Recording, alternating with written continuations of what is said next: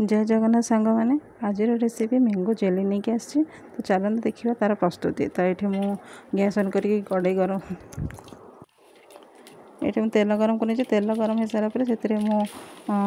किसी नहीं कला जीरा आते सौंफ नहीं मेथी नहीं सोरिष नहीं से सब को फुटिला पर से मु कोरी कंचा आंब को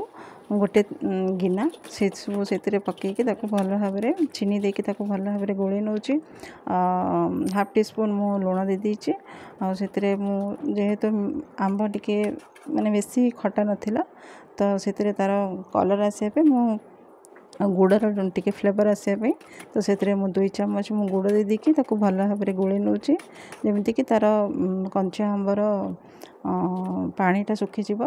तो ये जेलीर टेक्सचर आसीगला तो से आम प्राय हो गला तो से आम जीरा लंका गुंड जो भाजी तो गुंड कर पकईकि भल भाव में गोली ना तो बर्तमान प्रस्तुत होगा आंब जेली तो गोटे जगह आम काढ़ी से सबको आम आप परोटा सहित खाईपर रोटी सहित खाईपर भात सहित खाईपर। धन्यवाद।